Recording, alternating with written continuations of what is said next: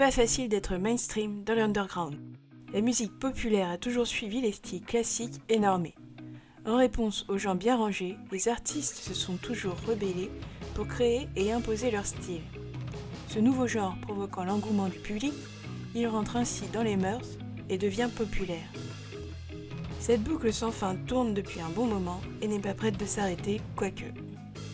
En écoutant la radio, en participant aux festivals ou en visitant les sites internet culturels ou les réseaux sociaux, on observe que le choix disparaît. Les géants de l'industrie ont mis en place des stratégies qui occultent tous les autres. Les petits deviennent invisibles dans les bacs, les algorithmes les oublient et les festivals s'homogénéisent sans leur laisser de place. Dans le monde merveilleux de la musique, quasiment tous les échanges, partages et ventes sont dématérialisés. Le digital a le vent en poupe et les plateformes de partage s'en donnent à cœur joie. Spotify par exemple ne reverse que 0,007 centimes d'euros par stream aux artistes. La plateforme propose aussi de manager et distribuer eux-mêmes les morceaux déjà essorés, moyennant des pourcentages supplémentaires que l'artiste ne touchera pas. Les auditeurs ayant souvent un compte prépayé par un pack d'abonnement, les ventes ont chuté drastiquement. À moins de trouver preneur chez un collectionneur, l'album physique est boudé par la plupart des gens qui vont le trouver encombrant. En conséquence, de nombreux labels et groupes ont dû faire des choix drastiques et se remettre en question ou péricliter.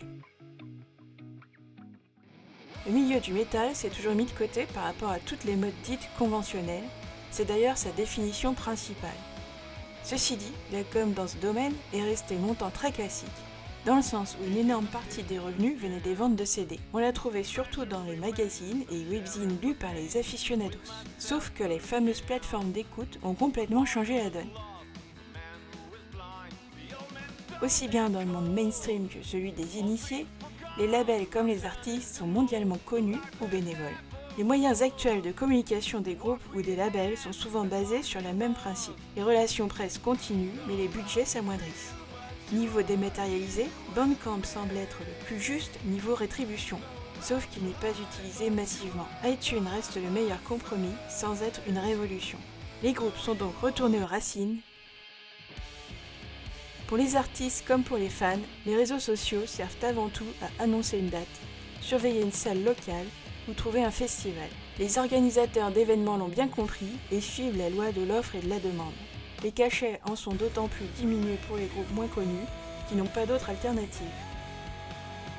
Là où le métal se différencie, c'est par sa culture du goodies. Le merch définit son auditeur et la communauté se diversifie avec des codes bien définis. Entre t-shirts, leggings, hoodies, polos, peignoirs, casquettes, maillots de bain, patchs et pins, les groupes et les labels ne vendent plus de la musique mais une marque.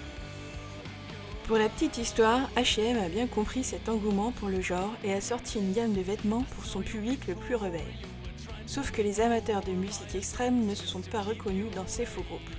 Et même pire, Henri Sorvalli des groupes Moonsorrow et Fintroll a publié une vraie campagne de pub où il a repris les faux logos de la marque pour créer de faux groupes, dont un affilié au NSBM, en d'autres termes, le black metal néo-nazi. Scandale chez H&M. Son objectif, selon ses mots, montrer qu'on ne peut pas vendre la contre-culture, surtout quand on n'y connaît rien. Par effet de mode ou de changement des mentalités, le vinyle se vend de plus en plus, et pour la première fois en 30 ans, la vente de la galette a dépassé celle des CD en 2019. Les plus optimistes essayent même de relancer la cassette, et ils ne sont pas forcément à côté de leur Stan Smith, car le revival des 80s bat son plein.